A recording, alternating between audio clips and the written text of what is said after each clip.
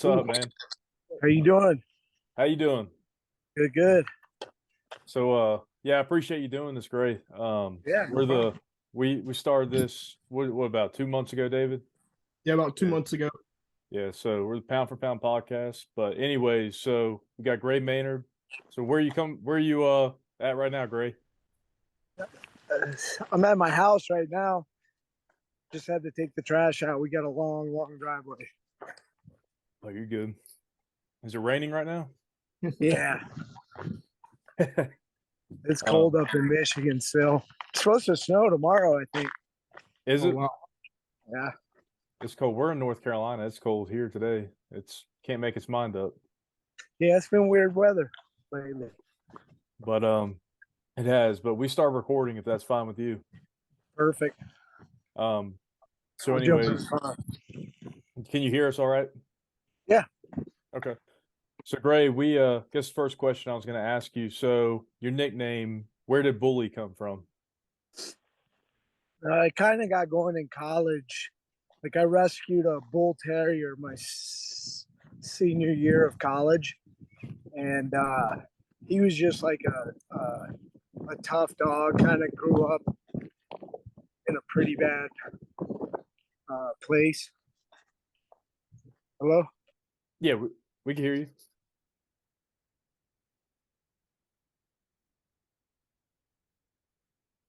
You there, David? Yeah, I'm still here. It's showing I'm still there. So there we go. Probably Okay. just Anyways, he was a pretty tough dog, and like just in the practice room, I was like really a go-getter in the practice room. Nobody really wanted to practice like with me and train with me. But uh yeah, they just kind of nicknamed us the bullies. Okay. That's So cool.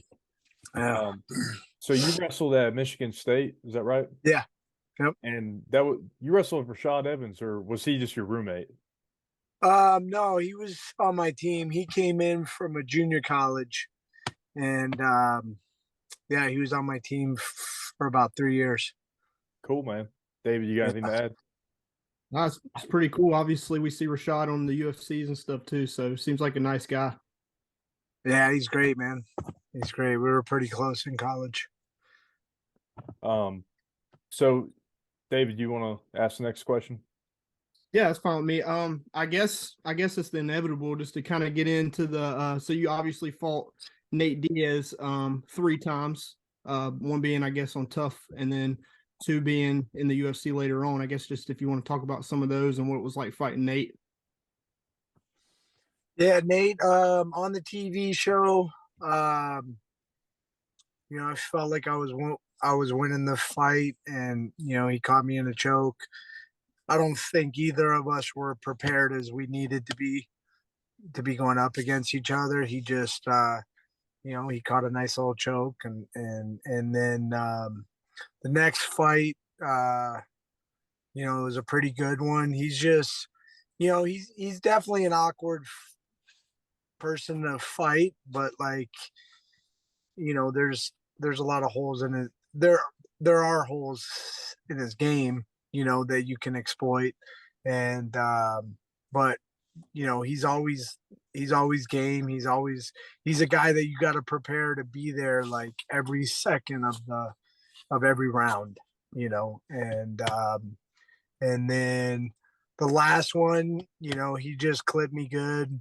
I had a lot of stuff going on, during the time. Didn't really get to train the way I needed to train, and that happens a lot in MMA and the UFC. Just happened that way.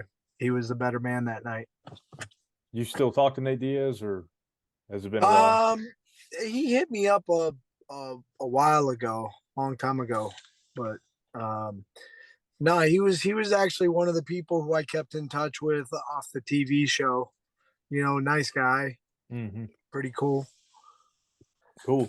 And obviously you fought in like a different era. Looks like you also never shied away from a fight. You fought Frankie Edgar, 3 times? Yeah. Yep. You fought Jim Miller, and obviously Nate Diaz. You fought Clay Guida. the list goes on and on. I mean, like I said, it looks like you never shied away from a fight, so that's pretty cool. Yeah, yeah, I think that's what they tried to do. That's what they did to me. Anybody that uh that they couldn't really get a fight for, that people were kind of, you know, not really taking it. Yeah, I was always the guy that they would go to, and yeah, I'd take anybody, that's cool. really. Yeah. I don't know if you. What was the relationship like with Dana White and or the UFC in general at the time? I mean, they're always cordial people. Like the UFC will, you know, if you're at a club, they'll pay for stuff or whatever. And I mean, but when it comes to business, I mean, they're not. They're just they're cutthroat. That's just the way they are, you know. And Yeah, I mean, at the end of the day, like, I don't care if you're nice to me, at least pay me right, you know? yeah, for sure. We see that Especially the obviously guys nowadays. too. So what It's was not that, like David? I was like, especially the guys you were fighting too. I mean, you were going through I mean, looking back through the gauntlet, so you would think your pay needed to be there too. If you're, going in there with those type of guys, you're going in there with guys that, you're both going to end up probably having damage. So, Yeah, yeah. You know, and that's what we're trying to get going. You know, we're trying to get the Muhammad Ali Act to cover MMA, and you know, that basically like states we can't get locked into contracts, and there's goods and bads of it. You know, there's kind of both sides, but like, you know, right now they're just the UFC just makes all the rules, you know, and Mhm. if you're making all the rules, you're going to make it to favor yourself like immensely. And that's just what's been going on, you Is know, there? locking guy into long contracts, and you know, if you stand up for yourself, you're on the bench. Yeah, is there any progress with that with the Muhammad Ali Act?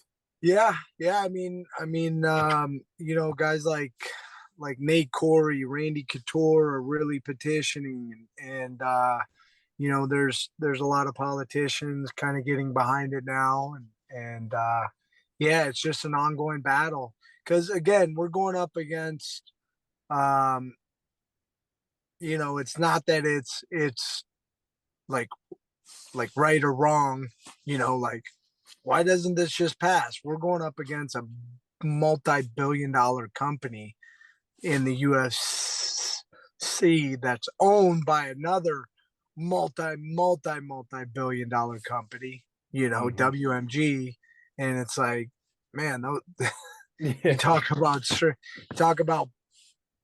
talk about politics at its worst. I mean, that's just where it comes into play, you know, money. gotcha. Um, with that being said, is there anybody that you wish that you fought? Maybe, I mean, BJ Penn would be one that I think a lot of people wish that you fought. That'd be a badass fight, but Yeah, um, I mean, he would definitely be interested, you know, interested in it, or that would definitely be an interesting one.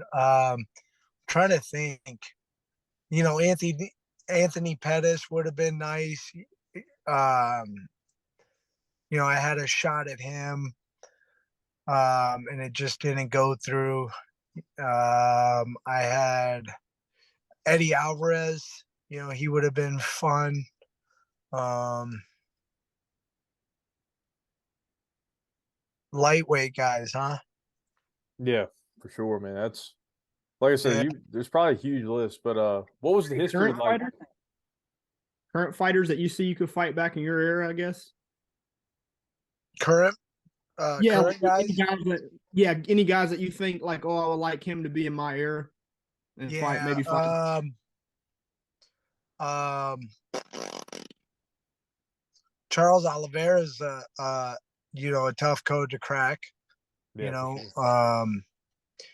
Dustin Poirier would be would be um, would be interesting. You know, to feel like how his hands are, and you know, he's just always in there. You know, and then he turns into like a brawler. Um, Khabib would have been fun just because we kind of have the styles, Yeah, for sure. kind of matching styles. You know, that's always kind of a tough code to crack. For sure. What was the history like with you and BJ? Weren't you Me his and BJ, sparring? Yeah, you were his sparring partner. Is that right? BJ, when I first got going, I went to a jujitsu gym in Las Vegas, and there was a bunch of Hawaiians who were training there, and I came out of wrestling, and a lot of them called him up, like, man, you got to get this guy out there to train. So I flew out there to help him go up against one of the Gracies when he fought a Gracie in Japan, and I helped him for that training camp, and then yeah, we just kind of kept in touch, and then I was on his team on the TV show. And that's wild. I guess you came close to fighting your coach. Yeah. So that's pretty Yeah, I cool. mean, we never really got a contract, or there's just kind of a little bit of a buzz going on about that, but I never heard from like the UFC about that or whatever. Yeah. Dave, you got anything? No, I was just because I read something. I guess there was a little debacle between like I don't remember it quite, but like before the Frankie Edgar fight, there was a little bit of debacle of you having to beat like Kenny Florin before getting the shot, and I guess a lot of fans thought you should have had the shot like before having to beat Kenny Florin, but obviously you beat him anyway, and then Yeah. obviously you ended up splitting with Frankie. But Yeah, because it was up between me and Frankie, and I fought Nate Diaz, right, in a main event, and he fought this. I forgot the guy's name. He was in the UFC for like a little bit of time. Uh, Matt Veach. His name was Matt Veach. He beat him, had a TKO, and I beat Nate Diaz in a hard fought match. But this is how the UFC works. Well, he looked better, and they gave it to Frankie Edgar. How do you look good against Nate Diaz? That's just a dogfight. That's just one of those like dogfights. well, you could because he wobbled Leon Edwards, 2 years ago, and you could have same thing there. Is like somebody looked better. Like even he wobbled, like you say, he's just a brawler. So I mean, Yeah. I mean, he's got good boxing. He's got good jujitsu. I mean, it's just gonna be a scrap. That's what Nate Diaz, he does. He's not like you're gonna look really good against him, but that's just how they work, and at the time I was probably like 8-0 in the UFC, and then I fought Kenny Florian, next, and then they finally gave me the title shot. did you think you won that split draw, or did you think that was because I know the first round you obviously knocked him down twice and probably exerted a lot of energy doing that for later on in the fight trying to finish him, but did you still feel like you did enough to win that fight versus Frankie? Yeah, like I don't know. So I got a 10-8 in round one, but if we're doing 10-point must, why wouldn't that be a 10-7? Like how many times I mean, like how do you score? Is there a 10-7, or is that just a unicorn? Right. Because you look at boxing, right? You look at like Juan Manuel Marquez and like Manny Pacquiao, when he Pacquiao knocked Marquez down in round one like 3 or 4 times, and it was like a 10-6, and he had to come back all the way to get that draw. Yeah. Do we know if there's ever been a 10-7 at all? I mean, I know I've seen the rule, like I've seen the scoring. They suggest it, I guess, in their manual, but I don't even know if I've ever witnessed it. I've never heard of it. So like, I don't know why they do a 10-point must if Right. But I guess that's the whole argument with the judging anyway. I mean, I think it's an argument old as time. And you said, like with the whole Muhammad Ali Act thing, like judging is another criteria that they could possibly look at. Because, like you said, they're judging guys what looks better. Even the judges, I mean, like are going to be a little biased toward what fighter looks better on paper to see next on another guy on paper, not necessarily who. So. Yeah. No, it's weird, definitely. And then there was one more thing I wanted to bring up. It was the incident with you and Joe Rogan. You know what I'm talking about? After it was the Rob Emerson fight. Remember you took him down? Oh yeah. Are you still sticking with your story? Yeah. I mean, I was definitely wobbly. Yeah. Right. I rolled over. Like I hit my head hard on that mat. And the story behind that is Joe Daddy Stevenson. Do you remember him? Yeah. Oh yeah. He was helping me get prepared the last week, and he was having me pick up this it was a punching bag and slam it, right? Just to get some cardio in, just to get your heart rate up. So I was picking it up, slamming it. But anyways, I ended up in that fight in that spot, basically lifted him up. I was like, oh man, I've been training for this, and just slammed him like it was a punching bag. Yeah. And obviously just in my fights, I've had a couple TKOs and stuff, but I've never been like out. Like I've never woke up like, what happened? I know what's happening. I'm getting beat. My body isn't work, Yeah. It just, that was kind of how that was. Like I rolled over like, fuck, I am so out of it right now. But it's not like I woke up like, what happened? I knew he tapped. Yeah. Right. Yeah. Gotcha. More like different contact, like kind of like in football when they go helmet to helmet and they're dizzy for a second. They're like, "Oh crap, what happened?" But it's like you knew what happened the whole time, but you're still your brain's rattled. That's what it looked like to me. That's what it looked like to me. But again, it was kind of hard to see, I guess, the angle of the camera. Yeah. Well, it looked like to me that you were kind of still with it enough to know that he tapped. And wasn't your arm stuck? Your arm was like under his like behind. Yeah, it was stuck. It definitely probably didn't look the best for me, but yeah, I was just like, I remember just rolling off like, dude, get up right now. And then I tried to get up and I fell in his crotch. And we want to give, so you own what is it? Primed Combat Blend. Primed Combat. Okay. Yeah. So we just want to give that a shout out on the podcast. Cool. Appreciate that, man. We're just getting it going. Yeah. You want to kind of talk about it real quick before we end this? Yeah, we're just getting it going. We moved back to Lansing area like when COVID hit Las Vegas. When I went to Michigan State here, my sister met my buddy, and got married, moved out here a long time ago. And then once COVID happened and my career was kind of winding down, we all wanted to be closer together, the nieces and the nephews and the cousins. And then we moved out here. We opened a gym.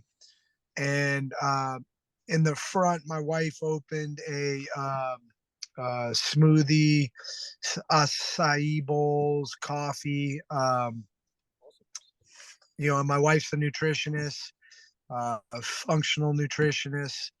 And we're just trying to put it all together and create a community of kind of health and wellness and helping people achieve their goals nutritionally, health wise, workout wise, and introduce people to a different way of training, right?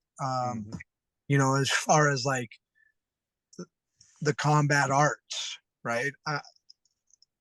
Like there was a couple times in my career when I got done with college, I was, going to box gyms and like running on the treadmill, and I was going nuts. And then, you know, during COVID, like I was kind of winding my career down and, you know, just trying to get workouts in, but it's not like, you know, a kickboxing practice or a jujitsu practice and like, you know, or a wrestling practice to where you're like, you feel like you got hit by a bus afterwards, you know, you're just tired, drained, and, you know, but you love it. Mm-hmm. Cool. And that's in Lansing, Michigan? Yeah. Okay. Awesome. David, you got anything to end us with? No, I was just gonna say, I think I saw, and you just had, I don't know if he trains there or you were just had him for camp or nutrition, but you just had Charles Johnson there, right, for his previous fight with Cody this past weekend. Yeah, he comes in a lot to get the smoothies and he uses he comes in the gym a little bit, you know, and he uses the gym. Great guy, man. He's about to have a baby and you know, sucks he lost. But Yeah, Cody put a lot of pressure on. That was, you know, he didn't really have much room to squirm. That was a good fight, but like you say, he did seem like a good guy. So that's cool that you're, you know, he does his nutrition and stuff at your place. yeah, no, he's a great guy and he has a lot on his plate right now. And, you know, that's kind of what people don't know is like what's going on behind these guys' lives. He was like hoping his wife is literally about to have a baby in Norway, you know, like, yeah. And it could have happened like that day, you know? Yeah, so, wild. yeah, it's just a lot of stress you put on yourself and, you know, hopefully that wasn't the reason, but he's definitely, he's a class act and he's got a lot of talent and, you know, I hope he has a chance to kind of redeem himself and show like what he's got. Yeah. Well, Gray, is there anything you want to add? No, I think that's it, man. Cool, man. Well, we like I said, we really appreciate you taking the time to do this. That was awesome. You're a legend in the MMA world. So Cool. Thank you, man. I appreciate that. Yeah, and good luck with your podcast. You guys do a good job. Appreciate it, man. Thank you. Yes, sir. All right. You have a good night. All right. You too.